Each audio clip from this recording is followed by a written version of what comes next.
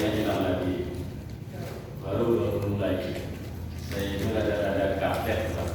Jadi kalau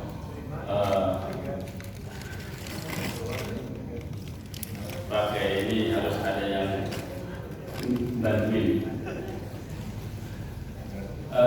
Mohon tolong nanti Pak Duduk dengan untuk bantuin lagi. Jawabannya oleh Allah Subhanahu Wa Taala. Ngaji kita hari ini sebenarnya mau menyampaikan tentang intisari, esensi dari oleh-oleh yang dibawa junjungan kita Nabi Muhammad Sallallahu Alaihi Wasallam ketika dipanggil oleh Allah, diperjalankan oleh Allah sampai ke singgasananya yakni di Sidratul Muntaha, yakni inti dari oleh-olehnya adalah sholat. Berharap slide-nya itu lancar, tapi entah ini laptopnya yang jadul atau ada faktor lain, tadi udah nol kok hilang lagi. Mudah-mudahan berkenan nanti baru bakal lagi. Jawabannya oleh Allah Subhanahu Wa Taala untuk mukaddimah. Awal pagi hari ini saya akan menyampaikan satu hadis Nabi Muhammad Sallallahu Alaihi Wasallam yang diriwayatkan oleh Imam Ahmad bin Hanbal radhiyallahu anhu. Rasulullah Sallallahu Alaihi Wasallam bersabda, "La taqumu as-sa'ah hatta yataqarraba az-zaman."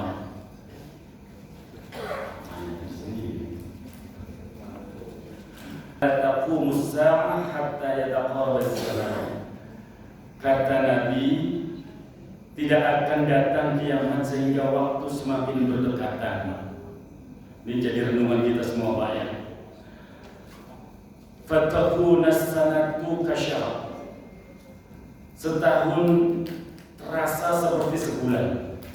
Sudah berasa? Wa yakunu syahru kal jumu'ah. Sebulan berasa sepekan. Wa takunul jumu'atu kal yaum. Sepekan berasa sehari. Wa yakunul yaumu kas-sa'ah. Dan sehari seperti satu jam. Wa takunas sa'ah kahtiraqis sa'afah. Dan satu jam berasa seakan hanya sekejap. Sudah berasa, Pak? Sudah. Perasaan baru kemarin jalan badan. Ya kan itu. Kok sekarang udah akhir Sa'ban. Ini Sa'ban udah minggu ketiga loh. Udah tanggal 21 20 sekarang. Subhanallah. Artinya udah akhir bulan Sya'ban. Sudah akhir Sya'ban, enggak berasa. Nah, kita itu udah di fase itu sekarang. Makanya tidak ada hal yang tidak boleh kita anggap sepele sekarang.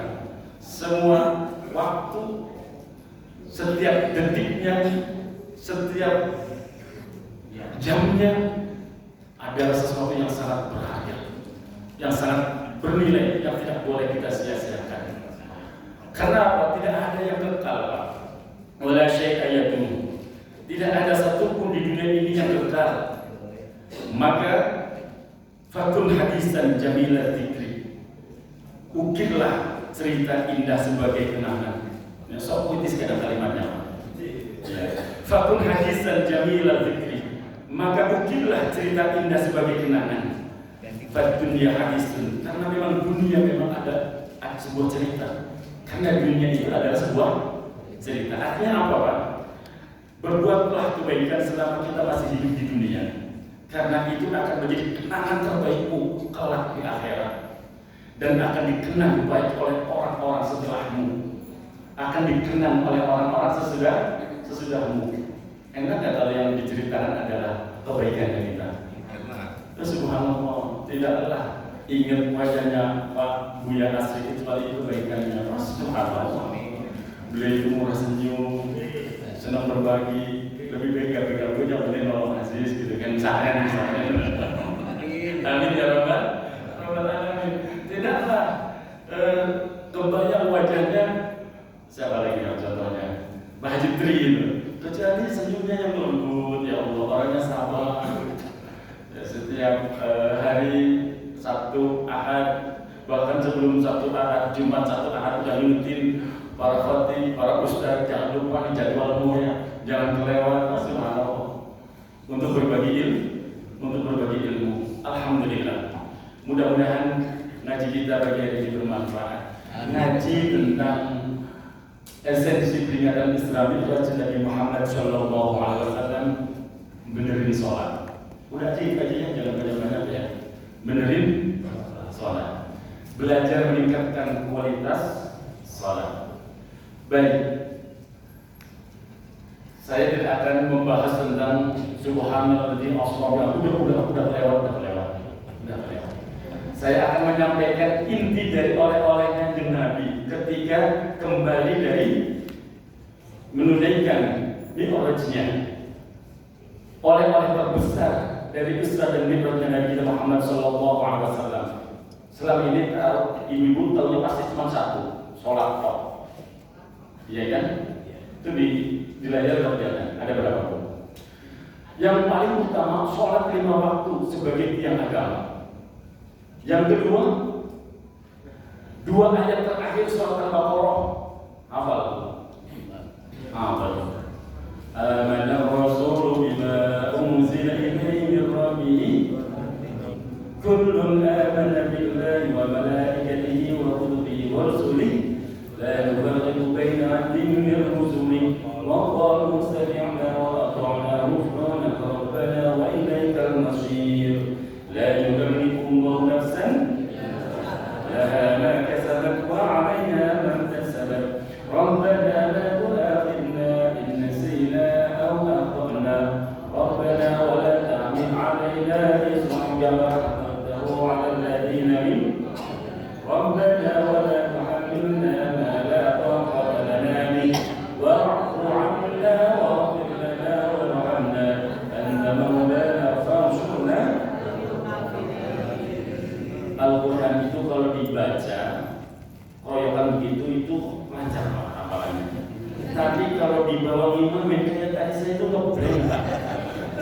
Dan yang di belakang kelas saya ingetin sudah. Padahal yang dibaca itu setiap hari dibaca Pak. Surat Luqman biasa baca. Ya Allah, giliran udah rutin coba. Kadang-kadang memang ya kadang-kadang maksudnya yang dimarahin bisa kadang-kadang ya diri sendiri mau nyalain setan, kata setan jangan aja lu nyalain gua, kata setan gitu kan. Nah, tapi biasanya hafalan itu kalau diri itu kebanyakan maksiat itu ada Pak. Bilang kebreng gitu, jangan bilang hilang gitu, berat gitu.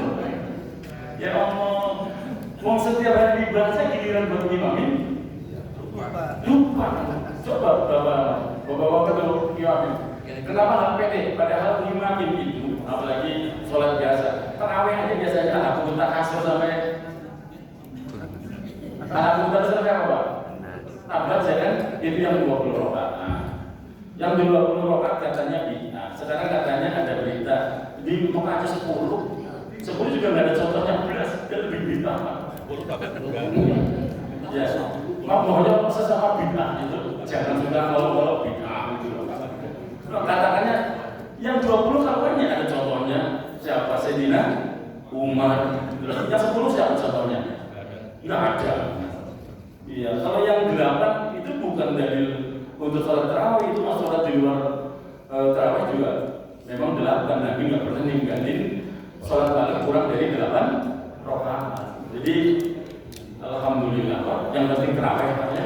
Amin ya rabbal alamin. Yang penting tarawih. Tapi memang iya subhanallah saya itu masih kebawa emosi sampai detik ini Pak. Baru kemarin sholat Jumat. Bapak-bapak sama nanya, ini mukadimah, masih mukadimah belum ngaji serius Pak. Ini ayat Quran bukan yang berbunyi ud'uuni astajib lakum. Itu Quran bukan itu. Artinya apa Pak?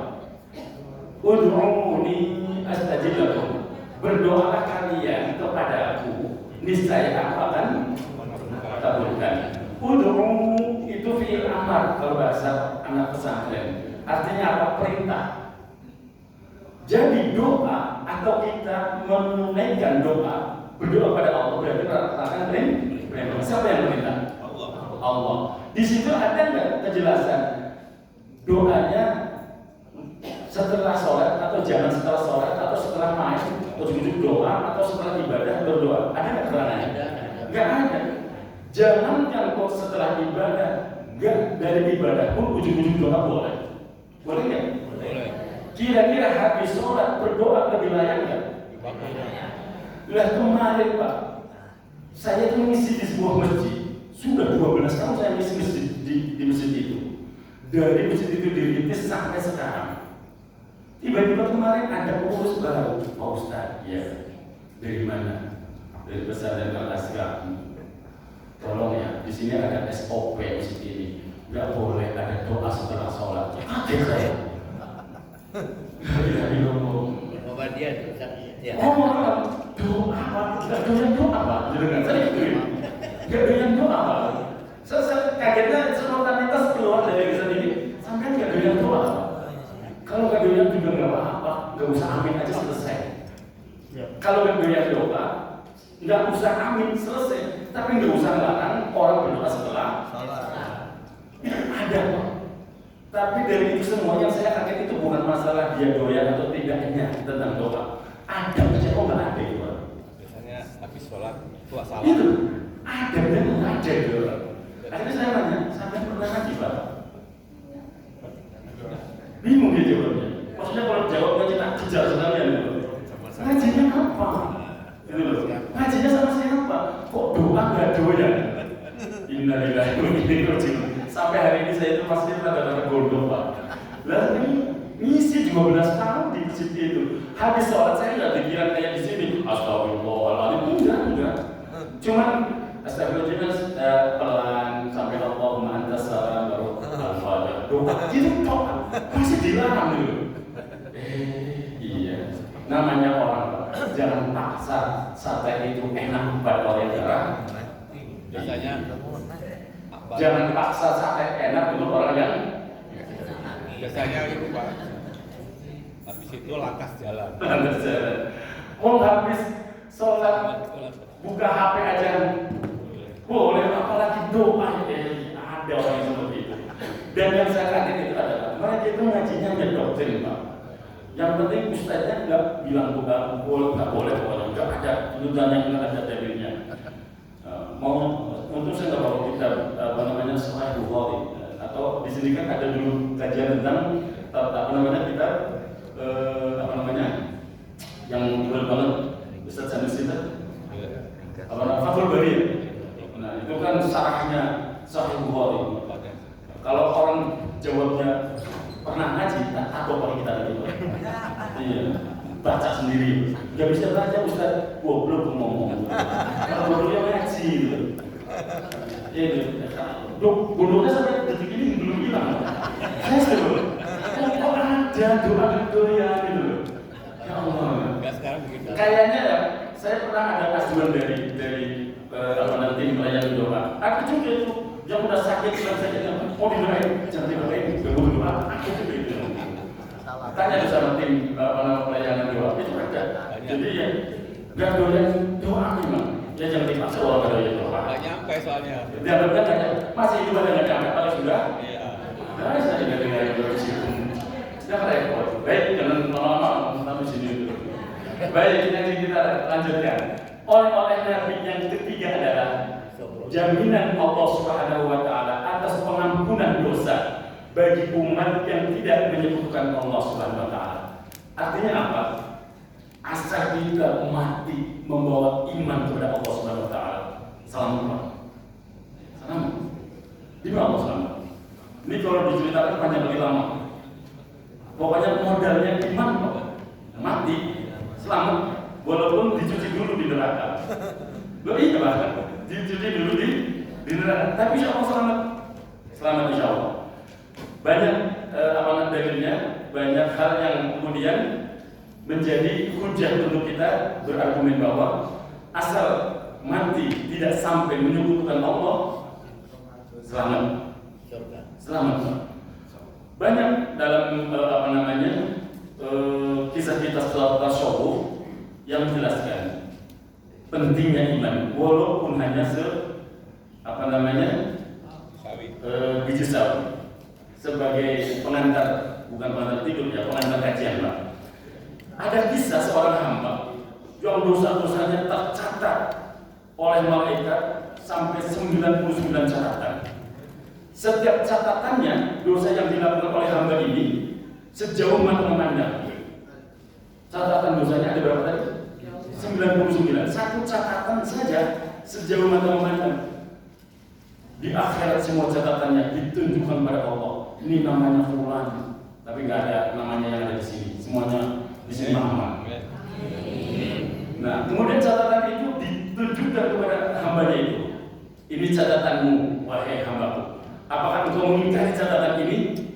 Apakah para malaikat mencatatmu telah menzalimimu? Enggak berbuat tapi dicatat? Dijawab. Dijawab. Enggak zalim. Itu semuanya benar. Semuanya sama. Sesuai dengan apa yang aku lakukan ya Allah. Laki-laki itu menjawab, sungguh tidak ada yang menzalimi aku ya Allah. Nah, jamaahnya melihat Allah Subhanahu wa taala. Apa yang terjadi? Dia itu segitu banyak dosanya.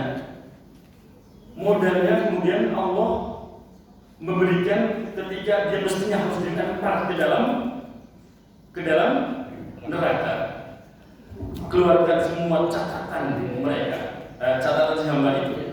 Kemudian coba dicari di dalam batinnya dia, di dalam hatinya dia, ada nggak keimanan?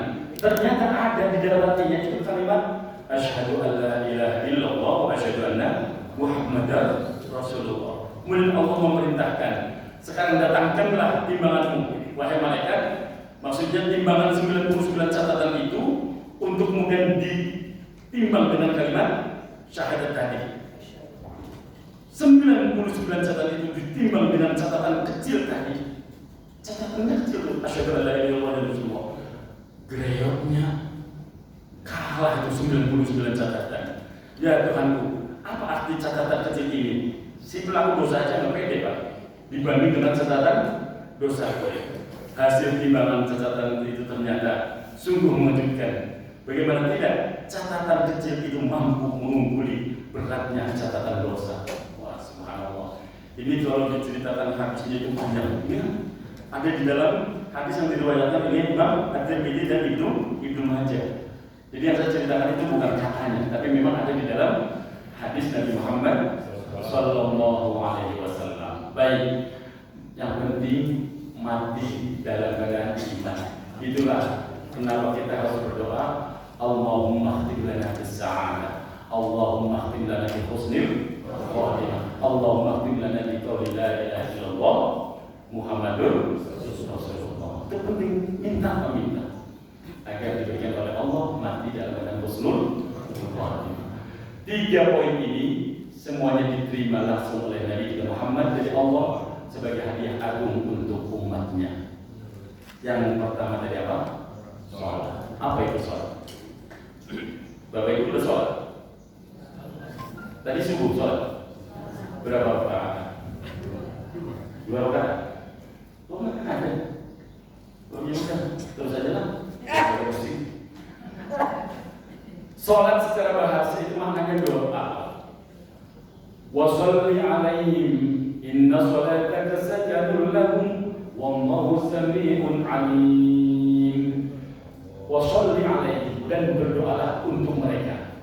Inna sholataka sakanun lahum, inna sholataka sakanun lahum. Sesungguhnya doa kamu itu menjadi ketentraman jiwa bagi mereka. Wallahu sami'un alim, dan Allah Maha mendengar lagi Maha mengetahui. Intinya lafaz sholli atau sholat itu maknanya doa menurut bahasa. Adapun menurut istilah syar'i. Wa syar'an kama qala Rafi'i aqwalun wa af'alun muftatahatun bitakbir muhtatamatun bitaslim bi syara'iti makhsusah. Yang namanya sholat itu apa sih? Yang namanya sholat adalah yang dikatakan oleh Imam Rafi'i. Sholat itu rangkaian ucapan dan perbuatan yang diawali dengan takbir, diakhiri dengan salam, beserta syarat-syarat yang telah ditentukan. Itu sholat. Dinukil dari kitab Fathul Qorib. Nah, sholat kalau menurut Ibnu Athaillah yang ada di dalam kitab Al-Hikam, saya sempat kaget, ada satu masjid minta kajian subuh itu kitab Al-Hikam, Pak. Saya nanya, yakin sanggup jamaahnya? Saya nanya dulu, jangan cuma minta, nggak taunya yang kepengen cuma satu orang. Giliran dibacakan satu masjid takut semua. Makanya karena apa? Materinya lumayan berat gitu loh. Ini untuk itu benar-benar tasawuf itu kalau kita pahami. Ini aja cuma mungkin sedikit doang, nggak berani mungkin banyak-banyak, Pak. Syekh Ibnu Athaillah As-Sakandari dalam kitab Al-Hikamnya menyebutkan yang namanya sholat itu apa sih? As-sholatu tuhratun lil qulub min adnasil dzunub wastaftahu li babil ghuyub was-sholatu mahallul munajat wa ma'dinul mushafa tattasimu fiha mayadinul asrar wa tusrifu fiha sawariqul anwar alima wujud ad-dha'fi. Sholat adalah pembersih hati dari kotoran-kotoran dosa dan membuka bagi pintu rahasia yang baik. Sholat adalah kesempatan untuk bermunajat dan penjernih jiwa, yang mana wilayah-wilayah rahasia terbentang begitu luas dan cahaya-cahaya Tuhan berkilauan di dalamnya. Itu sholat. Maka bagi orang tertentu, ya kalau lagi galau, kalau lagi banyak pikiran, kalau lagi resah, larinya apa? Sholat. Kalau kita kemana kalau lagi galau? Healing. Astagfirullahaladzim. Bapak-bapak itu kan jujur ya. Ya kan kalau lagi galau, ibu-ibu kemol. Baik, jawabannya menurut Allah Subhanahu Wa Taala. Allah sendiri berfirman di dalam Al-Quran, Innani anallah, la ilaha illa ana fa'budni wa aqimish sholata li dzikri. Sungguh aku ini Allah, tidak ada Tuhan selain aku. La ilaha illa ana, tidak ada Tuhan kecuali aku. Fa'budni, maka sembahlah aku. Wa aqimish sholata li dzikri. Laksanakan sholat, dirikanlah sholat untuk mengingatku. Itu firman-Nya Allah Subhanahu wa Ta'ala. Jamaah yang Allah Subhanahu wa Ta'ala. Ini yang error apanya ya?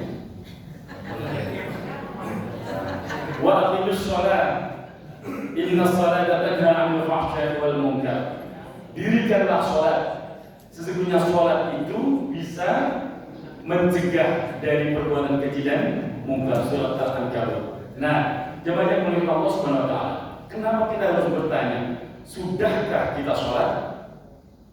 Jemaah yang mulia Allah Subhanahu wa Ta'ala, karena pernah terjadi di zaman Rasulullah, diriwayatkan oleh sahabat Abu Hurairah. Sesungguhnya Nabi masuk ke dalam sebuah masjid, fadakhala rajulun fasalat summa jaa fasalam. Bersamaan dengan Rasulullah juga ada seorang sahabat masuk dalam masjid. Setelah masuk dalam masjid, sahabat ini sholat 2 rakaat. Setelah sholat 2 rakaat, sahabat ini sholat kepada Nabi. Fasallama ala Nabi. Kemudian mengucapkan salam kepada Nabi. Tapi yang terjadi, Nabi kemudian bersabda, faqala irji fasholli fa innaka lam tusalli. Hei anak muda, ulanglah sholatmu, kamu itu belum sholat. Udah sholat 2 rakaat. Pas sowan, dibilang sama Nabi, irji, ulangi sholatmu, karena engkau itu belum sholat. Maka ulang lagi. Namanya yang di rumah habis sholat jadi fokus-fokusin. Nah, sudah selesai 2 rakaat, dia datang lagi pada Nabi. Nabi untuk yang kedua kalinya bersabda dengan kalimat yang sama, irji fasholli fa innaka lam tusalli. Ulang salatmu, karena sesungguhnya kamu itu belum sholat. Sampai 3 kali. Sampai 3 kali. Nah, setelah 3 kali berturut-turut, beliau kemudian matur si orang sahabat tadi, walladzi ba'atsaka bil haqq fama usilu ghairuhu fa'al minni. Ya Rasulullah, demi zat yang mengutusmu dengan hak, Tidak ada sholat yang aku lebih bagus dari sholat ini yang aku kerjakan ya Rasulullah. Tapi kok masih salah ya Rasulullah? Tolong ajarin aku sholat yang benar itu seperti apa. Itu bagusnya ini adab ya, ini adab. Ketika kita ibadah, ketika kita melakukan suatu kerjaan yang nilainya ibadah, kok kemudian ada orang mengingatkan kepada kita sesuatu yang kita kerjakan itu belum sempurna atau bahkan ada yang salah, itu moyo taslim. Tolong ingatkan, kasih tahu yang salahku itu yang mana, gitu. Jangan ngeyel, karena banyak Pak di tempat lain, bukan di sini. Di tempat lain itu kadang udah kadung disebutnya ustaz, udah kadung disebut ustaz. Lah ketika melakukan satu ibadah, yang dia imam, kan otomatis diikuti makmum. Kesalahannya otomatis banyak dilihat. Bagi orang awam mungkin nggak tahu itu ada yang kurang, itu ada yang salah. Tapi bagi orang yang ahli, yang pernah ngaji, ketahuan salahnya. Diingetin, kadang lebih galak Pak. Di tempat lain. Kadang lebih galak. Emang iya kok. Contoh, saya itu pernah ngadepin Pak. Ada khotib, ketika khutbah dilarang waktu itu. Saya itu kalau enggak lagi ngisi keluarnya, sholatnya di masjid itu. Pas baca sholawat itu nggak pakai nama Muhammad, langsung pakai kata ganti. Kalau bahasa nahunya domir, kata ganti. Contohnya begini: Allahumma sholli wa sallim wa barik alaihi wa ala alihi wa sahbihi wa man tabi'ahum ila yaumil qiyamah. Ada kalimat atau nama Muhammadnya nggak? Ya. Apa saya telinganya yang salah dengar ya? Mungkin saya yang nggak dengar. Suatu saat ada Jumatan lagi, saya nggak ngisi keluar, saya cuma ada di situ. Dilarang dia lagi yang ngisi, tak simak bener. Bahasa Jepangnya tak penteroni. Pas di sholawat sama Pak, nggak ada nama Muhammad ini. Kebetulan ada teman yang kemudian santri, dan santri itu alumni Nilwoy, walaupun di sininya usaha jualan kelapa muda, tapi santri masih santri. Tak samburin, Kang. Apa saya yang salah dengar ya? Waktu Jumatan yang khotib ini itu nggak ada sholawatnya, nggak ada Muhammadnya. Kirain saya kau yang nggak dengar, saya yang dengar kan? Oh dia ternyata nggak berani menyalahkan orang, menyalahkan diri sendiri. Kalau telinganya nggak dengar. Coba cari referensi. Ada nggak imam atau ulama yang membolehkan ketika baca sholawat di dalam khutbah nggak pakai Muhammad? Dicari referensinya, dicari beberapa kitab, nggak ada. Wajib hukumnya baca sholawat di dalam khutbah oleh khatib Allahumma sholli ala sayyidina Muhammad dengan lafaz Muhammadnya. Oh ya udah, kita ingatkan. Ketika diingatkan, galakan ya. La ilaha illallah. Padahal niatnya bahaya loh. Bahaya kalau khutbahnya itu nggak sempurna, berarti ada rukun yang hilang, rukun yang hilang berarti ibadahnya nggak sempurna, bahkan bisa tidak sah. Nah bagi orang yang awam kan yang cap-cap aja di khutbah, nggak tahu ada hal yang sangat serius. Itu terjadi di sebuah masjid. Gara-gara saya mengingatkan sama BKM-nya agar khatibnya tolong dikoreksi ketika menyampaikan khutbah. Kalau salah itu malu, karena yang mustami'in jamaah itu bisa jadi banyak orang yang lebih alim daripada yang jadi khatib. Hati-hati. Alhamdulillah, barokahnya saya menyampaikan kritik, nama saya langsung dicoret Pak. Nggak boleh khutbah di situ, nggak jadi khotib, jadi makmum sudah saya gitu aja repot, ya kan? Yang penting sholat Jumat, jadi khutbah ya, unsur khutbah ya Bismillah, nggak khutbah ya, makmum selesai. Itu contoh bahwa ada orang yang ketika diingatkan nyolot. Kalau ini contoh sahabat itu benar. Walladzi ba'atsaka bil haqqi fama uqsimu ghairuhu fa'alni. Ajarin aku ya Rasulullah. Maka kemudian Nabi bersabda, "Idza kunta ila sholati fakabbir summa qra ma tayassara ma'aka minal Qur'an." summa hatta tatma'inna rafi'an, summa hatta ta'tadila qa'iman, summa sujud hatta tatma'inna sajidan, summa hatta tatma'inna jalisan, summa sujud hatta tatma'inna sajidan, summa fa'alika fi sholatika kulliha. Enggak ada. Ya udah. Baik. Jamaah teman Allah Subhanahu wa taala. Kata Nabi, ketika engkau sholat berdiri yang sempurna, kemudian takbiratul ihram, baca doa iftitah, kemudian bacalah Al-Quran surat Al-Fatihah, kemudian ruku tatmainnah dengan tumanina, sumarfa hatta kemudian iftitah dengan sempurna. Jamaahnya dimuliakan Allah Subhanahu wa taala.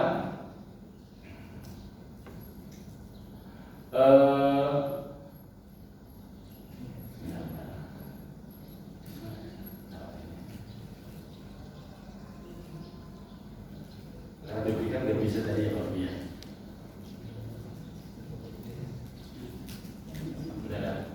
Malah konsentrasi ngajinya. Baik, ibu-ibu jemaah yang dimuliakan Allah Subhanahu wa taala. Kenapa kita harus serius memperbaiki sholat kita? Dengan tumanina yang sempurna dari setiap gerakan itu sudah di-warning oleh Rasulullah. Di zaman Rasulullah ada sahabat yang sholatnya berkali-kali untuk diulang.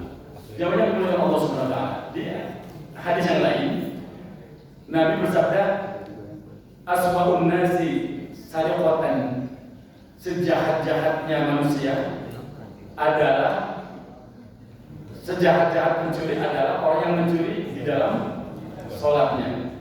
Malah di sini bilang alladzi yasriqu min sholati, yaitu orang yang mencuri dari sholatnya. Ya Rasulullah, wa kaifa yasriqu min sholatihi? Bagaimana orang itu mencuri sholatnya ya Rasulullah?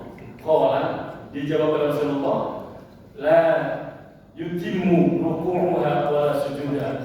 Orang yang disebut nyuri di dalam sholatnya adalah sholat tapi tidak menyempurnakan rukuknya dengan tumanina, tidak menyempurnakan sujudnya dengan tumanina. Sholatnya itu cepat-cepat, gerakannya itu kayak capung mandi, Pak. Hati-hati, Pak, hati-hati. Maaf, perlu saya ingatkan. Kadang nggak berasa. Kita itu belum tumanina. Contoh, saya gerakin sedikit lagi. Gini, Pak. Misalnya rukuk tadi, kita rukuk gini. Sami'allahu liman hamidah. Berhenti dulu. Kadang kalau kita lagi sholat sendiri ini, Sami'allahu liman hamidah. Sempurna. Nah, mana tumaninanya? Dan itu kadang nggak merasa itu kalau belum sempurna yang tidaknya, karena tidak ada tumanina. Nah, jawabannya oleh Allah Subhanahu wa taala, maka penting setiap gerakan dengan tumanina.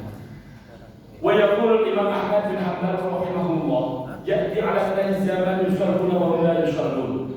Kata Imam Ahmad, akan datang suatu masa menimpa manusia. Banyak yang melakukan sholat, padahal mereka sebenarnya belum melakukan sholat. Hati-hati, Pak. Akan datang suatu masa menimpa manusia, banyak orang yang melakukan sholat, padahal mereka belum melaksanakan sholat. Nah, hadis ini sebagai renungan, sikapilah dirimu dengan jujur agar mampu melihat posisi kita masing-masing. Inna rajula la yansharifu wa ma kutiba lahu illa husnul salatihi tusmuha wa kunnuha sumuha. Di dalam hadis yang lain disebutkan ada orang yang ketika sholat, nilai sholatnya itu tidak tertulis pahalanya kecuali hanya 1/10. Itu udah lumayan, Pak. 1/9, 1/8, 1/7, 1/6, 1/5, 1/4 sampai lebih dari itu. Nah, apa yang ingin saya sampaikan, hati-hati di dalam kita sholat. Walaupun sholat berjamaah kayak tadi, berapa saat tadi sih kita sholat ada 2 atau 3? Ada, alhamdulillah. Qala Hasan bin Atiyah, inna rajulaini ya'lakuna fi sholatil wahidah wa innama bainahuma fi sholati kama baina samai wal ardh. Beliau mengatakan sesungguhnya ada 2 orang sholat, 2 orang berada dalam satu sholat. sholatnya sama-sama sholat subuh, imamnya sama, rukuknya sama, sujudnya sama. Nah, tapi disebutkan di sini, fa inna ma bainahuma fil fadli kama bainas samai wal ardh. Akan tetapi perbedaan keutamaannya sholat satu orang dengan yang lainnya itu kayak langit dan bumi. Kok bisa? Karena semua yang namanya khusyuk itu ada di sini, Pak. Hati-hati. Jangan sampai kita masuk ke dalam fawaidul lil musallin alladzina hum an sholatihim sahun. Celaka orang-orang yang sholat, yaitu orang-orang yang lalai terhadap sholatnya. Dan alladzina hum yura'un, mereka yang suka pamer dengan ibadahnya. Ini mulai serius ngajinya. Kalau tadi baru pembukaan. Wahai orang yang sholat, berarti kita semua pahami betul. Sesungguhnya sholat adalah kobaran api pertempuran antara seorang hamba dengan setan. Pertempuran antara was-was dan bisikan-bisikan. Karena kita berdiri pada tempat yang agung, kita berdiri di tempat yang paling dekat kedudukannya dengan Allah. Dan kedudukan itu adalah kedudukan yang paling dibenci oleh setan. Ini yang harus kita pahami. Kita itu berdiri di tempat yang agung. Jangan salah. Kita berdiri di hadapan Zat yang Maha Agung. Makanya ketika kita lagi sholat, setan itu menghiasi di depan pandanganmu dengan kesenangan, menawarkan keindahan dan godaan. Dia juga mengingatkan sesuatu yang lupa kalau sholat jadi ingat. Sehingga dia merasa senang ketika sholat merusak. Karena apa? Sholat itu sholat, tapi yang diingat bukan sholat. Yang diingat bukan bacaannya. Yang diingat dengan apa ya? Yang dibatalkan bukan hal-hal yang terkait dengan sholatnya. Iblis senang kalau sholat merusak.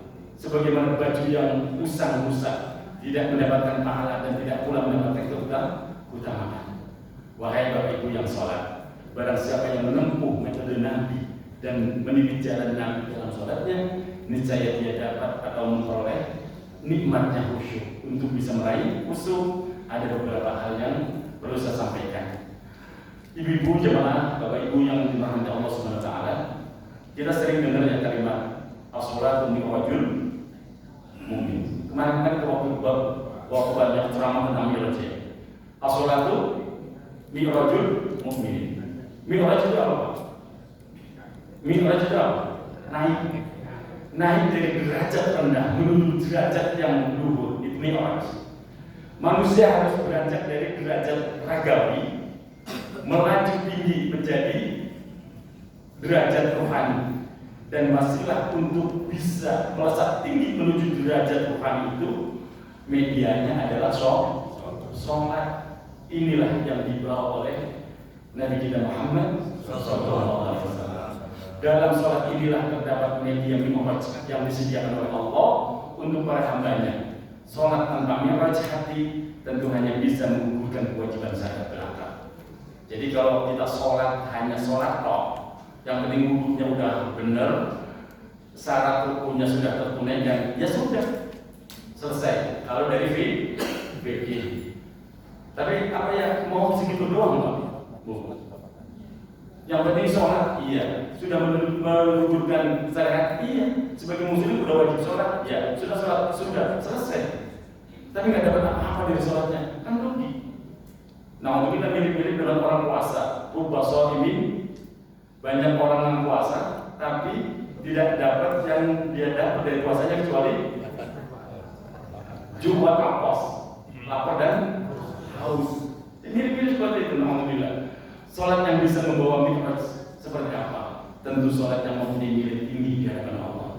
Sholat adalah ibadah yang melibatkan aspek keberadaan manusia secara fisik. Mencakup apa saja? 4 Pak, catat baik-baik. Saya nggak kelihatan. Jasad, akal, hati, dan ruh. Ada 4 elemen Pak. Kalau kita mau sholatnya berkualitas, harus dilibatkan. Yang boleh salah satunya ditinggal. Harus ada 4 elemen yang harus disertakan dalam sholat. Yang pertama jasad. Apa itu jasad? Tubuh fisik ini. Nah, jasad terlibat melalui gerakan-gerakan sholat yang telah ditentukan seperti apa? Berdiri, namanya qiyam, ruku, sujud, dan duduk di antara dua sujud. Semua gerakan ini adalah rukun. Semua gerakan ini adalah rukun dan wajib dilakukan dengan tumakninah, tenang, dan tidak tergesa-gesa. Jamaah yang dimuliakan Allah Subhanahu wa taala, jasad ini yang kita berdiri, kemudian mengangkat kedua tangan, ngomong, itu ya, jasad kita ini. Ketika ruku membungkuk, ketika sujud menempelkan jidatnya di tanah, gitu kan? Subhanallah, itu fisik. Dan elemen kedua yang harus disertakan adalah hilang lagi. Sebenarnya hilang, benar-benar menampakkannya. Akal, pikiran. Akal yang kedua itu yang harus disertakan elemen kedua adalah akal dan pikiran. Akal pikiran itu apa? Berfungsi untuk memahami makna bacaan sholat, seperti bacaan Al-Fatihah, surat-surat pendek. Ketika baca Allahu Akbar takbiratul ihramnya, makna takbir itu apa? Makna doa iftitah itu seperti apa?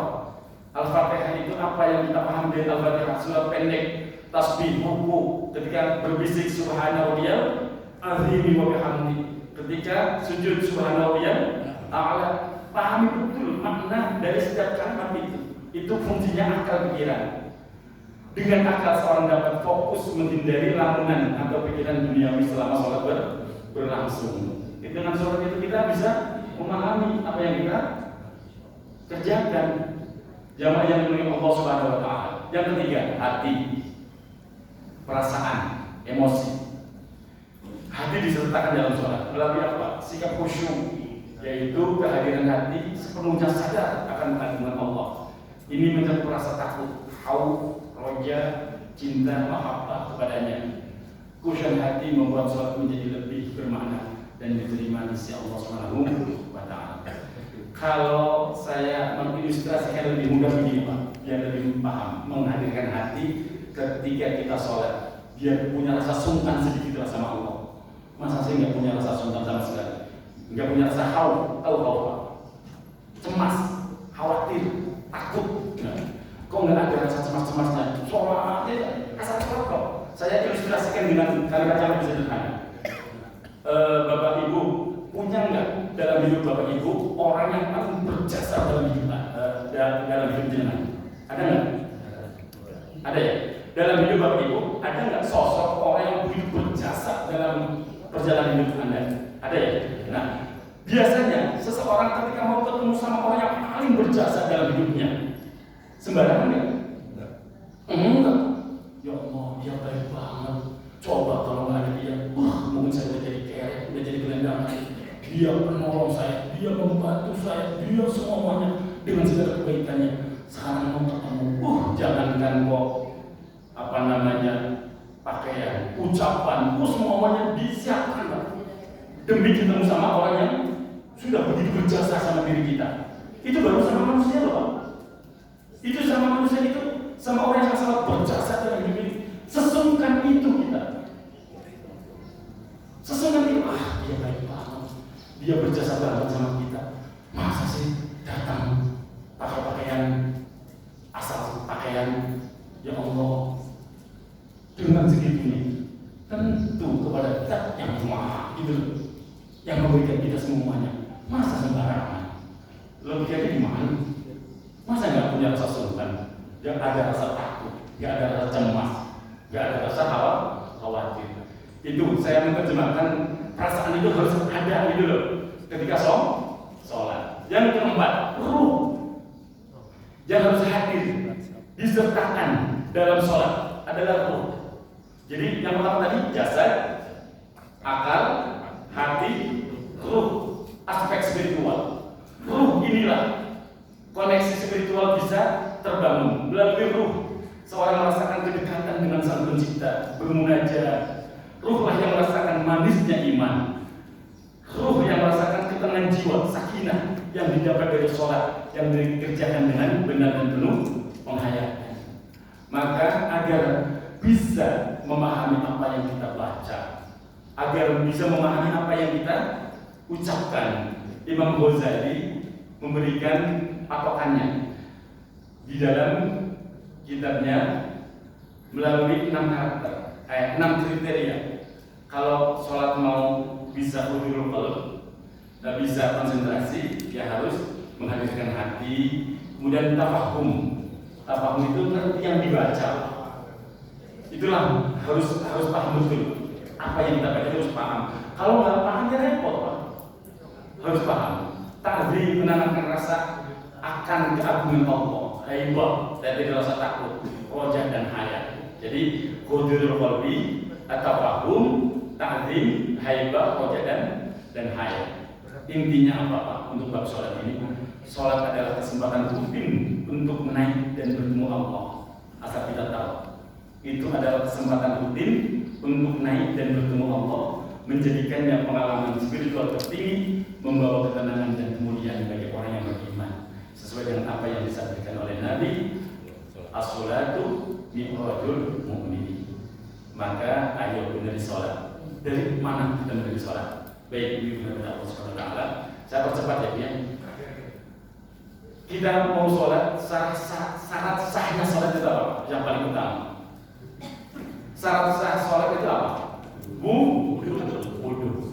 Nah, kita ambil pelajaran dari Imam atau Syekh Abu Abdurrahman Hatim bin Unwan Asham, terkenal dengan Imam Hatim Al-Asham. Suatu hari ia pernah ditanya oleh sahabatnya namanya Isham.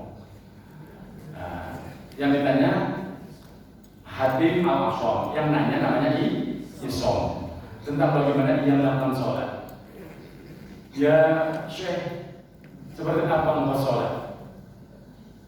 Beliau kemudian berkata, ketika masuk waktu sholat, aku bangkit dari tempatku duduk, kemudian aku mengambil wudhu lahiriah dan wudhu batiniyah. Pernah dengar Pak? Wudhu lahiriah dan wudhu batiniyah. Wudhu lahiriah itu seperti apa? Wudhu lahiriah ya seperti wudhunya kita semua, membasuh anggota wudhu dengan air yang sempurna. Adapun wudhu batiniyah adalah membasuh 7 anggota wudhu dengan 7 perkara. Apa itu? Taubat. Saya nggak kelihatan, ibu-ibu udah nggak pernah pakai begini, dan pakai begini mandat lah. Besok pakai makan aja lah. Kalau habis ngaji, ya. 2 bulan lagi ketemu, amin, pada umur. Jadi wudhu batinnya itu 7 perkara, Pak. 7 anggota badan ini dibasuh dengan 7 perkara. Apa itu? Taubat. Yang kedua, penyesalan atas dosa masa lalu. Ketiga, meninggalkan ketergantungan atau ta'alluq dengan dunia. Yang keempat, mengacuhkan pujian dari sekalian makhluk. Gak butuh yang namanya pujian makhluk, gak penting. Tidak terikat dengan sesuatu apapun, itu yang kelima. Yang keenam, membuang sifat iri dan dengki. Dan yang ketujuh, membuang sifat sombong. Itu wudhu batinnya. Jadi wudhu batinnya itu membersihkan diri. Karena apa? Korelasinya dengan mi'rajnya Nabi apa sih? Nabi ketika mau mi'raj dijemput oleh malaikat Jibril, kemudian dibedah dulu dadanya, dibersihkan hatinya dari perkara-perkara yang, dari sifat-sifat yang buruk. Pernah dengar ya? Nabi pernah dibedah dadanya berapa kali? Cek. Kata Pak Jadi 2. Yang benar yang mana? 2 atau 3? Ya, coba hitung ya. Nabi ketika usia baru 4 tahun, waktu masih diasuh oleh Sayyidatina Halimah As-Sa'diyah, itu udah dibedah. Itu yang pertama. Sampai temannya itu lari-lari ngadu, oh Muhammad ada yang bunuh darah, dibedah, dibersihkan. Itu yang pertama. Yang kedua, apabila ketika mau menerima wahyu yang pertama. Ketika mau menerima wahyu yang pertama, itu dibedah yang kedua. Dan yang ketiga, ketika Nabi hendak menunaikan Isra dan Mi'raj, itu ada yang mengatakan 3. Kalau yang keempat apa? Kata saya 3 ya. Baik. Jawabannya firman Allah Subhanahu wa taala, dibersihkan dulu ketika Nabi mau mu'raj. Nah, ketika kita mau membersihkan diri, wudu dengan air, wudu zahir, wudu batin, bersihkan batin kita dari sifat-sifat buruk, dari sifat dengki, dari sifat sombong, dari kepengen dipuji oleh makhluk dan menyesali dosa bagi yang punya dosa. Bapak Ibu kan insya Allah, saya nggak bilang banyak. Ibu-ibu suka jujur ya. Nah, kalau saya nggak ada dosanya, kalau ibu-ibu, bapak-bapak insya Allah belajar beda. Baik, jawabannya oleh Allah SWT. Kenapa kita harus wudu yang sempurna? Man tawaddu'a lis-sholati fa ahsana al-wudu'a, summa qama ila sholati fa innahu yakhruju min khati'atihi ka yaumi ghalat ummuh. Jawabannya oleh Allah SWT. Saya itu demen banget baca hadis ini. Kata Nabi, siapa yang berwudu untuk sholat, lalu ia memperbaiki wudunya dengan memperhatikan syarat, fardu dan adabnya, kemudian ia melaksanakan sholat, maka ia akan keluar dari dosa-dosanya seperti hari di mana ia dilahirkan dari ibunya. Subhanallah. Saya cuma banget baca hadis ini. Jadi siapa yang wudu untuk sholat berarti sempurna, memperbaiki wudunya dengan memperhatikan syarat, fardu dan adabnya. Kemudian dia setelah sholat 2 rakaat, maka ia keluar dari kesalahannya, keluar dari dosanya seperti hari di mana ia dilahirkan ibunya. Terus kalau udah tahu begini mau ngambangin wudu gitu, rugi banget. Ternyata dari wudu saja bisa menghapus dosa luar biasa. Dan kenapa harus wudunya sempurna? La sholata liman la wudu'a lahu wa la wudu'a liman lam yadhkur ismallahi alaihi. Nabi bersabda di hadis yang lain, tidak sah sholat bagi orang yang tidak memiliki wudu. Jadi wudu merupakan syarat sah. Dan tidak sempurna wudu bagi orang yang tidak menyebut nama Allah. Di dalam rukun wudu ada nggak tersebut bismillah? Nggak ada. Iya. Rukun wudu sebutnya berapa? Di kita di fikihnya, kalau yang disebutin di Al-Quran itu 4. Ya ayyuhalladzina amanu idza qumtum ila sholati faghsilu wujuhakum wa aydakum ila al-marafiqi famsahu bi ru'usikum wa arjulikum ila al-ka'bayn. 4 yang disebut ketika engkau wudu, maka basuhlah wajah, basuhlah kedua tangan sampai siku, usaplah kepala dan membasuh kedua kaki. 4. Nah, terus ada niat, ada tertib, itu siapa yang melengkapi? Imam Mujtahid. Karena apa? Semua ibadah itu harus berpondasikan niat. Niat itu di tengah atau di belakang? Harus di depan. Maka niat ditaruh di paling awal. Nah, kemudian yang ke-6 berarti ada niat, ada basuh wajah, tangan, kepala dan kaki. Yang ke-6 apa? Tertib. Karena kalau nggak disebut tertib, saya cewek nanti wudu kaki dulu. Maka ditegaskan di sini harus tertib. Nah, tersebut nggak bismillah? Enggak. Tapi ingat, bismillah itu kunci. Tidak sah wudu yang lanjut garis maulahi alaih, yang tidak menyebut nama Allah di dalamnya. Subhanallah. Maka walaupun disebut rukun, tapi di atas rukun ibadah apapun harus dengan bismillah. Rahasia gerakan dan bacaan sholat singkat saja Bapak Ibu dan Allah Subhanahu wa taala. Ketika kita sholat, kita memilih berdiri atau duduk? Berdiri. Kecuali memang yang sudah punya udzur, yang sudah berroh. Nah, kita yang masih diberikan kesehatan, berdirilah yang tegak. Itu disebutnya qiyamun. Al-qiyam, tegaknya alif di tengah kehampaan. Ini kalau dari sisi sedikit ada tasawuf. Dari kata bayan, berdiri tegak adalah rukun yang menunjukkan kesiapan hamba menghadap rajanya. Namun dalam pandangan Burhan, berdiri tegak adalah representatif dari martabat manusia sebagai khalifah. Manusia adalah satu-satunya makhluk yang tulang punggungnya tegak lurus menunjuk langit, menghubungkan kutub bumi dengan kutub samawi, berdiri tegak. Kita lagi sholat.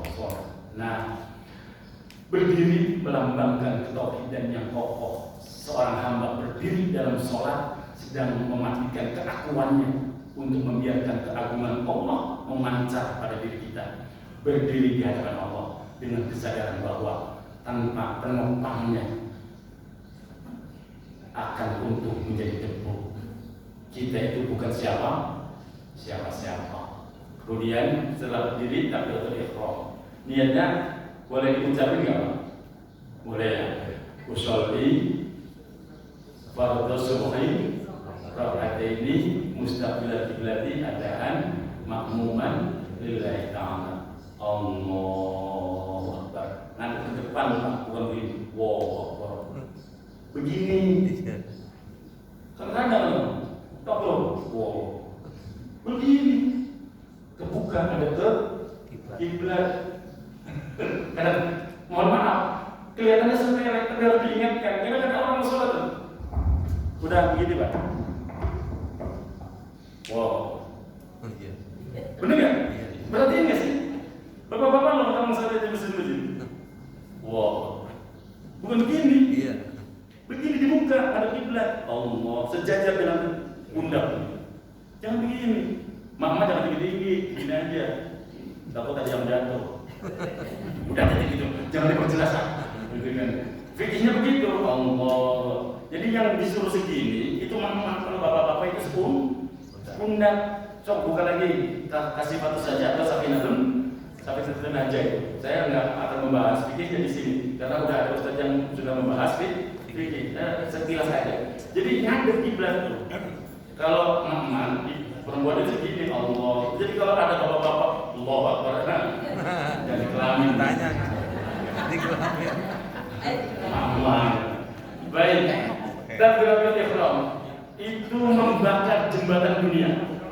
Rahasia takbiratul ihram itu simbol memperbesar Allah melebihi segalanya, menandai permulaan masuknya ke dalam wilayah ibadah, menghilangkan kesombongan, mengalihkan hati dari selain Allah serta mengajarkan kesetaraan dan kehambaan. Ini bukan sekadar gerakan fisik, mengangkat tangan dan ucapan Allahu Akbar itu mengandung makna mendalam untuk mencapai kekhusyukan, merendahkan diri dan menyadari kebesaran Allah dalam seluruh aspek kehidupan.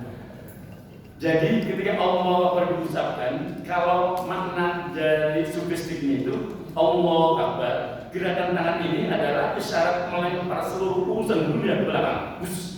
Gas, nggak ada lagi urusan dunia di depan kita. Lupain semua urusan dunia. Kita sholat, yang ada di depan Allah, urusan dunia dibuang. Itu isyaratnya itu. Baru dengar.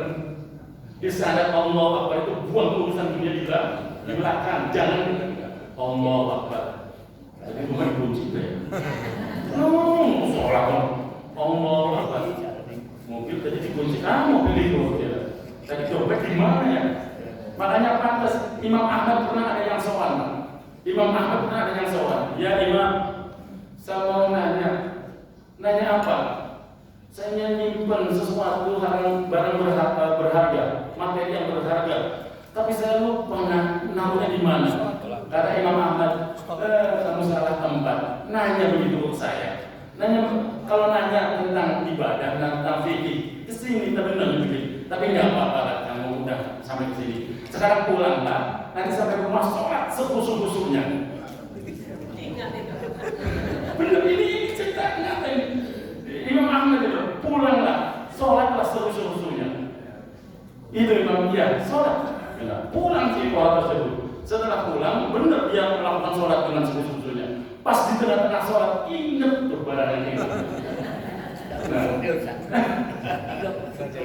Iya makanya kan kita dijelasin syaitan itu kalau kita sholat memang sengaja godain biar kita sholatnya rusak nggak khusyuk, dimasukkan was-was. Udah 2 rakaat belum ya? Udah 3 atau belum? Itu kan gitu lakukannya gitu. Tadi Fatihahnya sempurna nggak ya? Langsung sekali sempurnanya. Terus gimana? Itu kelakuan setan. Jangan diikutin ya. Nah, ini cerita tadi itu benar. Ada dalam satu riwayat.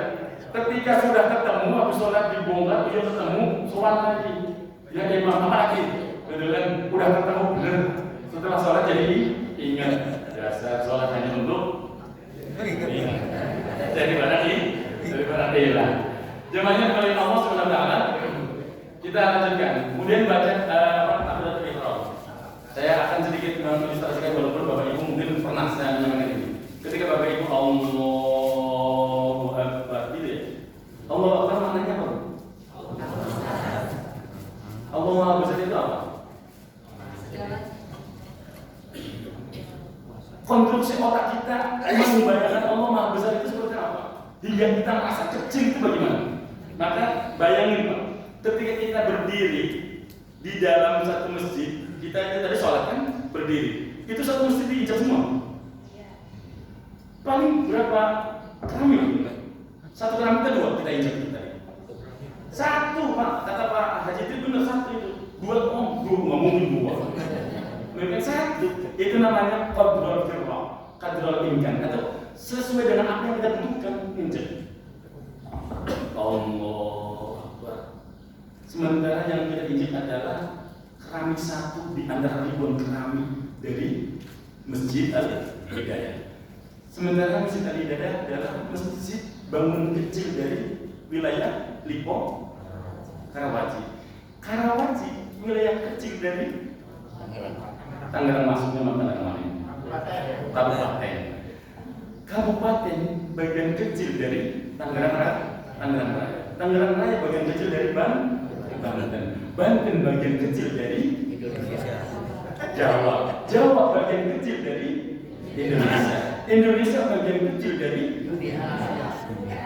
Asia bagian kecil dari dunia bagian kecil dari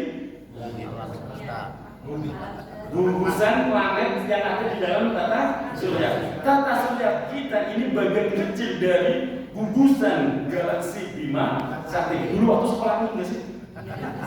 Gugusan planet Bima Sakti. Bima Sakti adalah salah satu gugusan yang ada dari sekian gugusan yang ada di sana. Kira-kira kita di mana? Debu masih kelihatan ya Pak? Kita nggak kelihatan. Terus kita habis sholat, kemudian kok masih merasa diri lebih baik daripada orang lain. Terus mana sholatmu mana? Bekas sholatmu apa? Emang enak aja sama Aziz gitu ini. Iya kan? Kita kan ketemu ada orang habis sholat masih menganggap diri lebih baik daripada orang lain, menganggap orang lain rendah. Terus bekas sholatmu apa? Nggak ada bekasnya. Makanya aneh ada orang kok nanti orang lain salah dulu. Ya Allah. Pemimpin Allah Subhanahu Wa Taala baca doa iftitah yang khusyuk. Nggak ngerti yang khusyuk orangnya, apalagi bisa memahami. Ini wajah. Pakai ini atau enggak? Iya. Monggo yang ini. Yang enggak pakai wajah alladzi fatara samawati wal arda hanifan musliman wa ma ana minal. Doa iftitah itu terletak pada pengakuan total, pembersihan diri dan permohonan ampunan pada Allah. Membuka pintu langit agar doa diangkat malaikat, memperkuat kekhusyuan serta menunjukkan kepasrahan penuh pada Allah Sang Pencipta. Jadi doa iftitah walaupun sunnah, semua ulama juga ada yang mengatakan gak usah baca walaupun sholat sunnah, apalagi sholat wajib. Karena itu pengakuan total penghantar dari doa-doa kita untuk kemudian menuju langit ke hadirat Allah Subhanahu wa Ta'ala. Nah, jadi ketika jenengan inna sholati wa nusuki wa mahyaya wa mamati lillahi alamin, sholatku, ibadahku, hidupku, matiku semata hanya untuk Allah. Lah, ketika jenengan baca ini la syarikalah, itu pengakuan tentang diri kita bahwa aku tidak akan pernah menyebutkan engkau ya Allah. La syarikalah wa bidzalika umirtu wa ana minal muslimin. Tiada sekutu baginya dan begitulah aku diperintahkan. Aku dari golongan orang-orang yang pasrah, tunduk, patuh kepadamu. Insyaallah ibu mau berusul. Amin ya rabbal alamin. Kemudian membaca surah Al-Fatihah. Pakai bismillah. jangan sopan. Saya itu pernah persis di belakang Imam Ali Al-Hudayfi, Imam Masjid Nabawi. Saking penasarannya, bener nggak sih beliau itu kalau sholat nggak baca Bismillah? Malah jelas banget ya. Bahkan bukan hanya ketika mau baca Fatihah, ketika baca surat itu beliau Bismillah.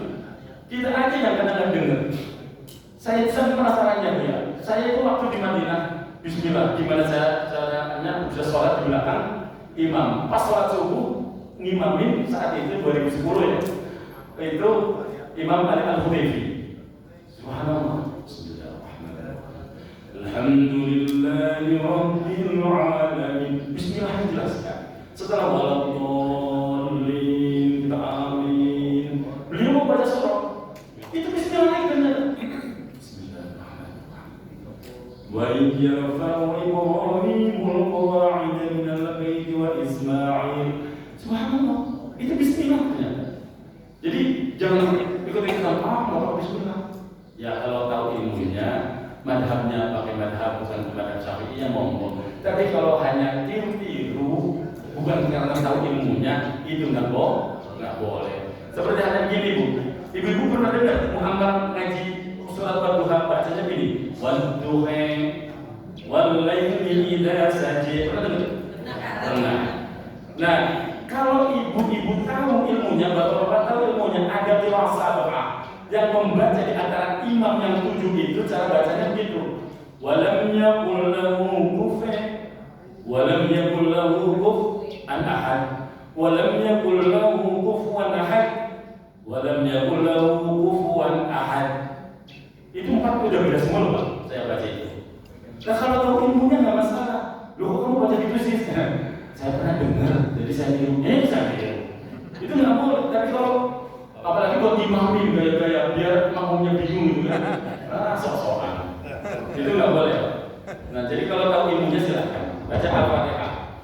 Nah yang biasa aja pakai Bismillah yang sempurna sampai waladzallin. Ini kalau dijelasin Fatihah yang panjang tapi namamu, intinya ada benar rukunya yang sempurna, penghancuran ego, fana, ruku melambangkan penyerahan diri secara total, pengakuan akan kelemahan serta ketidakberartian diri kita sebagai manusia di hadapan Allah yang Maha Agung. Ruku, pengakuan kebesaran sebagai tauhidullah.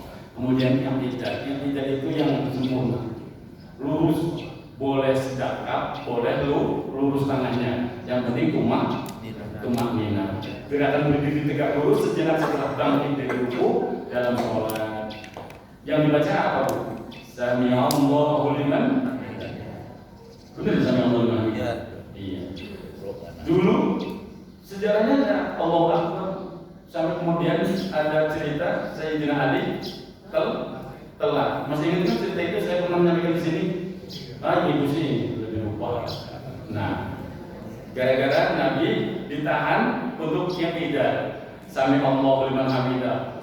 Itu gara-gara pas Sayyidina Ali masuk khawatir ketinggalan rakaat. Loh kok masih nemu rakaat pertama? Siapa senang? Alhamdulillah, langsung bisa ikut berjamaah. Nah, dilepaslah Nabi yang ditekan oleh malaikat Jibril.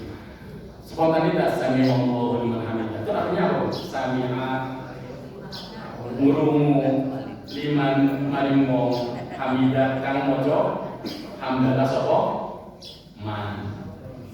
Artinya apa? Allah mendengar orang yang membaca hamdalah.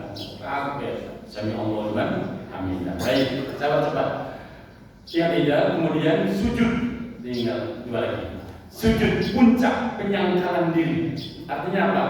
Dengar baik-baik ini Bu. Umirtu an asjuda ala sabati a'zum. Aku disuruh bersujud pada 7 tulang pada kening seraya menunjuk ini Nabi dengan tangannya kepada hidungnya, 2 tangan, 2 lutut dan ujung-ujung kaki. Jadi sholat itu dengan jidat Pak, ditempel ke tempat sujud, bukan dengan hidung tok. Kadang ada bahkan udah disebut Ustaz waktu zaman Covid itu kan pada pakai masker bajian. Itu protes, masker harus dibuka. Kenapa? Sujud rasa kalau hidungnya nggak nempel, sajadah, padahal yang wajib nempel itu di dagu. Gitu ya. Subhanallah, ada udah sebut saja jangan lupa. Padahal hadisnya ala jabhah, berarti jidat. Kemudian kedua tangan, dua lutut dan dua ujung kaki. Dua ujung kaki, jadi kakinya itu jangan diselonjorin, tapi ditahan, ditekan. Baik. Kemudian di dalam sujud kita baca subhanallahil a'la wa bihamdi aqrabu ma yakunul 'abdu bi rabbihi wa sajid. Seorang hamba berada paling dekat dengan Tuhannya ketika ia bersujud. Terakhir doa, maka berbanyaklah doa. Ini kalau dijelasin berpanjang lama lagi. Kemudian duduk di antara dua sujud. Yang dibaca apa? Rabbi firli warhamni wajburni warfa'ni warzuqni wabni wa'afini wa'afani. Dan terakhir tasyahud sebelum salam. Tasyahud yang dibaca at-tahiyyatul. Ini adalah dialog penting antara Allah dan Nabi Muhammad saat peristiwa Mi'rajnya dia, berisi penghormatan, permohonan keselamatan dan permohonan rahmat untuk seluruh umat. Diakhiri dengan doa perlindungan dari siksa kubur. Ketika tasyahud itu nanti boleh ditambah Allahumma inni a'udzubika min adzabil qabri wa min adzabin nar wa min fitnatil mahya wa mamati wa min fitnatil masiihid dajjal. Itu penting dibaca, tapi setelah doa baca sholawat Ibrahimiyah. Nah, dialog spiritual itu dari at-tahiyyatul mubarakatus sholatul thayyibatillah. Segala penghormatan, segala pengagungan, segala keberkahan adalah milik Allah. Kemudian assalamualaikum warahmatullahi wabarakatuh. Salam sejahtera untuk wahai Nabi serta rahmat dan keberkahan.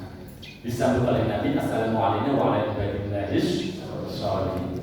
Malaikat menyaksikan komunikasi yang sangat agung dan luar biasa, bersaksi asyhadu an la ilaha illallah wa asyhadu anna muhammadar rasulullah.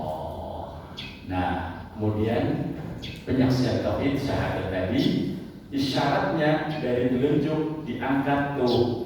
Mengangkat jari telunjuk saat syahadat dimaknai secara filosofis sebagai isyarat penegasan keesaan Allah. Asyhadu an la ilaha illallah, bukan dari awal. Ketika illallah baru bergerak. Nah, kalau bergerak-gerak mungkin itu bukan esa tapi hayyun dan yang maha hidup, makanya bergerak-bergerak. Kalau saya tak berdiri aja, udah saya mah itu, gitu kan? Saya yang bergerak-gerak, saya ikut-ikutan dia. Ya boleh lah monggo, tapi saya ngaji itu nggak banyak memang. Saya dulu ngaji di pesantren Mbah Umar Soleh Cirebon di Gempek, di pesantren Gempek. Kemudian saya ngaji lagi di Kudus, saya ngaji lagi di Pekalongan, kemudian saya ngaji lagi di Sarang. Itu semua guru-guru kami nggak ada yang ngajarin yang bergerak, makanya saya ikutnya yang nggak bergerak. Itu saja jawabannya. Jadi saya ikut guru-guru saya. Nah mungkin kalau boleh ikut yang bergerak-bergerak ya biarin. Cuma kadang ada tetangga sholatnya yang terganggu. Bisa, saya terganggu dengan samping saya. Ketika sholat itu bergerak-gerak jadinya. Saya jawabnya, bagian sholat yang dilihat itu jadi orang. Boleh yang dilihat tempat sujud, gitu kan. Tapi kelihatan Pak Ustaz, biarinlah. Baik, yang terakhir salam. Salam itu disebutkan di sini. Salam yang pertama adalah bagian dari rukun. Gak boleh enggak. Assalamualaikum warahmatullahi. Jadi hukumnya itu ke depan. Assalamualaikum warahmatullahi. Baru balik. Assalamualaikum warahmatullahi. Baik, saya sedikit sampaikan. Salam itu disebutkan di sini. Karena yusallimu an yaminihi. Assalamualaikum warahmatullahi. Itu ada hadisnya. Di hadis yang diriwayatkan oleh Imam An-Nasai. Hatta yura bayadu khaddihi al-ayman, sampai kelihatan pipi kanannya Nabi. Assalamualaikum warahmatullahi. Assalamualaikum warahmatullahi. Begitu pula hatta yura bayadu khaddihi al-aisar, kiri pun kelihatan. Pelan-pelan aja, jangan apaan? Yang sempurna sih. Nah, baik. Kemudian disebutkan di sini, karena Nabi Sallallahu Alaihi Wasallam yusolli qabla al-asr arba'a raka'atin. Yafsilu bainahunna bitasbih ala malaikatil muqarrabin. Pertanyaannya, salam yang kedua itu buat siapa sih, Pak? Pernah nanya? Assalamualaikum warahmatullahi. Yang pertama kan itu untuk menuntaskan rangkaian ibadah bahwa sholat sudah selesai. Jadi kalau misalnya Assalamualaikum warahmatullahi, kok bocor, misalnya ada misalnya, itu jangan diterusin. Kalau diterusin malah jadi batal sholatnya. Iya, kan namanya orang beda-beda kondisi fisiknya. Assalamualaikum warahmatullahi. Itu gaskan keluar. Jangan diterusin, itu udah selesai. Enggak batal, sholatnya enggak batal. Tapi kalau diterusin, itu jadi batal, itu berarti belum selesai sholatnya. Gitu. Nah, ini penting. Kelihatannya sebenarnya tapi harus diingetin. Nah, jawaban mulia Allah Subhanahu wa taala. Salam yang kedua disebutkan di sini. Nabi mengatakan salam kedua itu untuk malaikat muqarrabin dan orang-orang yang mengikuti mereka dari kalangan muslim dan muslimat. Assalamualaikum warahmatullahi wabarakatuh. Untuk para malaikat dan orang-orang muslim. Kita doakan, kita kan sering didoakan, maka kita mendoakan. Makanya aneh kalau ada orang yang doyan doa. Jadi jawabannya kepada Allah Subhanahu wa taala. Sebagai penutup, saya ingin menyampaikan sebuah kisah nyata yang disampaikan oleh di dalam kitab Ihya'ul Ulumuddin. Jawabannya kepada Allah Subhanahu wa taala, penting bagi kita agar menjadi orang itu hati-hati. Mari kita renungi nasihat ini. Ada seorang sufi di kalangan tokoh tasawuf, namanya kebetulan mirip dengan saya, Abdul Aziz Ad-Dabbagh. Kalau ini Abdul Aziz Mudakir. Iya, Mudakir itu kakek. Kayak Imam Syafi'i, emang namanya siapa? Imam Syafi'i bukan, Muhammad bin Idris. Kenapa yang terkenalnya Syafi'i? Syafi'i itu akinya, kakek moyangnya gitu. Jadi jangan salah kalau misalnya ada orang yang lebih terkenal nama kakeknya. Abdul Aziz Ad-Dabbagh. Beliau itu dari kalangan tasawuf, termasuk ulama kelas berat, ulama sangat terkenal, wali min auliya Allah. Suatu ketika malaikat melihat namanya di lembaran kitab Lauhul Mahfuz, nama Abdul Aziz Ad-Dabbagh itu di deretan penghuni neraka. Maka sering menyimaknya ya, jangan pulang dulu.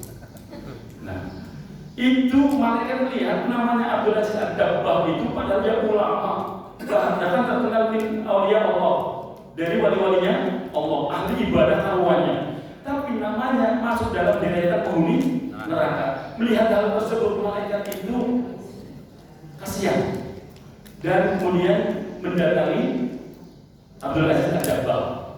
Malaikat itu berkata, Aziz, untuk apa engkau rajin sholat sampai segitunya, rajin ibadah sampai segitunya, sedang aku lihat namamu di lembaran Lauhul Mahfuz, engkau termasuk penghuni neraka. Mau ibadah kayak apa kamu juga tetap aja masuk neraka. Kata malaikat. Apa jawaban Aziz itu? Namanya anak sama kan? Ya, Aziz jawab, wahai malaikat, surga dan neraka itu bukan urusanku. Aku diciptakan oleh Allah itu hanya untuk beribadah kepadanya. Sebagaimana Allah berfirman, wa ma khalaqtul jinna wal insa illa liya'budun. Jadi mau masuk neraka atau masuk surga itu urusan Allah, bukan urusan saya. Subhanallah, kata malaikat, kamu benar-benar ikhlas.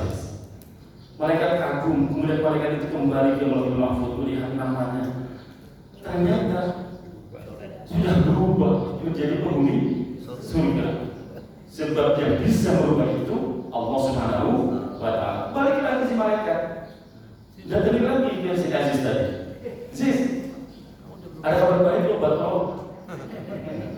Aku baru saja melihat namamu kok sudah diubah menjadi penghuni surga. Alhamdulillah. Tapi sekali lagi ya kan malaikat tadi. dibikin sate aja lah. Kan? Udah sekali lagi kan, surga dan neraka itu bukan urusanku, tapi urusannya Allah. Yang aku harapkan itu hanya Allah. Kalau Allah itu aku ditempatkan di neraka, yang penting Allah itu tujuanku, bukan neraka atau surga. Tapi tujuanku adalah ridhonya Allah. Lantas kemudian yang bikin kita bergetar adalah begini, wahai malaikat, bila ikhlasku tadi yang membuat Allah ridho kepadaku, hingga kemudian namaku yang tadinya sudah tertulis di barisan orang-orang yang mestinya penghuni neraka, lalu kira-kira dosa apa yang pernah aku perbuat kepada Allah hingga Allah murka kepadaku, hingga aku namanya ditulis di barisan penghuni neraka sebelum kemudian dirubah oleh Allah menjadi penghuni surga. Kemudian diceritakan oleh malaikat. Ingat gak Yesus?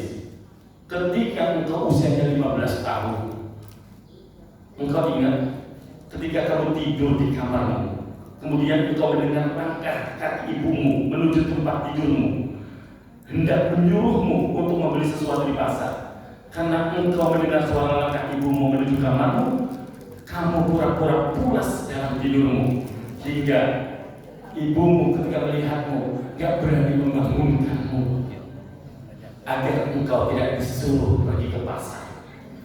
Ketika ibumu membuka pintu kamarmu, melihat dirimu masih tidur, ibumu merasa kasihan dan sudahlah, tidak jadi menyuruh kamu ke pasar. Engkau membohong ibumu, engkau mendustai ibumu, maka Allah murka menjadikan namamu sebagai penghuni neraka. Mendengar cerita itu, maka Abdul Aziz pun beristighfar, mohon ampun, langsung tersungkur kepada Allah, minta ampun kepada Allah. Semenjak kejadian itu, Syekh Abdul Aziz Ad-Dabbagh di sisa umurnya, di sisa hidupnya, tidaklah beliau berceramah dimanapun kecuali menceritakan tentang birrul walidain. Tidak beliau ceramah apapun, nggak tahu judul apapun, pokoknya yang dinasihatkan, yang diwasiatkan kepada umat, birrul walidain, berbakti kepada kedua orang tua. Setiap yang datang soal beliau birrul walidain, diwasiatkan untuk berbakti pada orang tua. Sekarang mari kita merenung sejenak. Padahal kesalahan beliau itu hanya pura-pura tidur. Lantas bagaimana dengan orang yang sampai berani membentak orang tua? Bagaimana yang sampai mukanya itu asam dilihat orang tua? Jujur kalau baca berita nangis saya. Karena ya Allah, saya masih punya orang tua, usianya sudah 87 sekarang. Udah di kursi seperti gue, udah kemana-mana harus didorong. Sedihnya ya Allah, aku belum bisa berbuat apapun untuk beliau. Mari belajar sama-sama. Yang masih punya orang tua, jaga. Orang tua adalah Ustaz semakin tua, emang itu hadiahnya. Baik pun yang berusaha ada bisa. Itulah nikmatnya. Orang tua adalah pintu di antara pintu-pintu surga. Engkau mau pakai atau mau sia-siakan? Jangan engkau durhaka sama orang tua.